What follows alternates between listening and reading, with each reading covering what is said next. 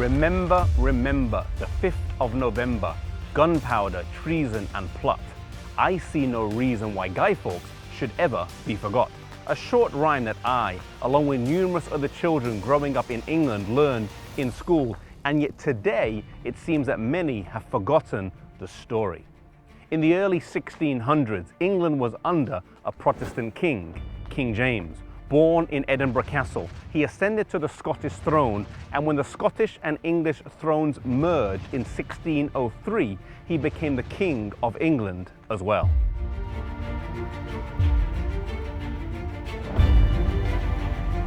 King James is best known for the translation of the Bible that is named after him, translated over a period of 5 years and released in 1611. It is a masterpiece of the English language, shaping many of the terms and phrases that we use today.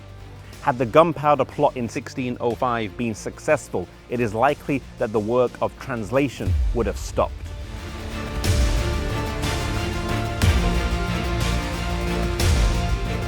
The crown of England had gone back and forth between Catholic and Protestant hands in the early to mid 16th century, but during the reign of Elizabeth I, some stability had been brought to the throne. Despite this, it was the dream of Catholics, both at home and abroad, to restore a Catholic monarch to the throne. An audacious plot was launched to assassinate the king, not by a bullet or by poison, but by blowing up the Houses of Parliament during the state's opening of Parliament, thus not only killing the king, but also many of his close advisors and members of Parliament. It was then the hope of the Catholics to bring a new monarch and government to England.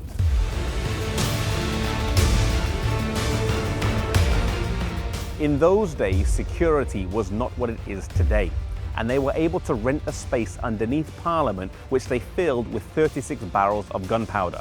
This huge supply of explosives could not be detonated remotely, and someone had to light it manually, and that job fell to Guy Fawkes. Fawkes, born in York, had worked for several years in the Spanish army as an explosives expert, and whilst he was not a major player in this plot, due to the role that he played, his name is etched in history, and he is the one best remembered.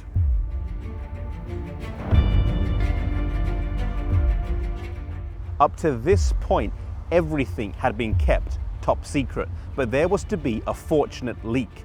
Just prior to the 5th of November, an anonymous letter was sent to William Parker, warning him not to attend Parliament on that day. Suspicion was aroused, and a thorough search of the building took place, whereby they found Guy Fawkes and his stash of gunpowder. He was taken to the Tower of London and tortured until he gave up the names of his fellow conspirators. The coherence of his signature before and after his torture reveals the severity of his punishment. Eventually, they captured and executed all those involved in the plot, including the ringleader, Robert Catesby.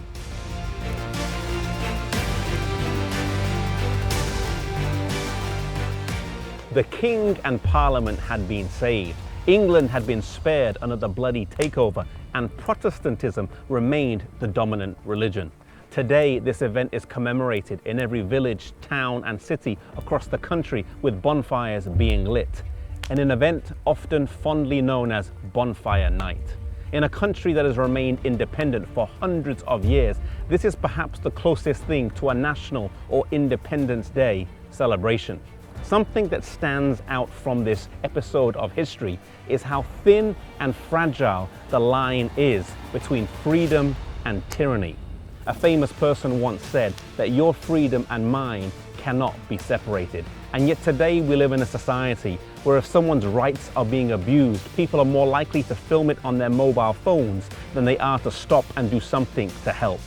May we defend our freedoms, civil and religious, anytime they come under attack, and the freedoms of others if we ever see them under threat as well.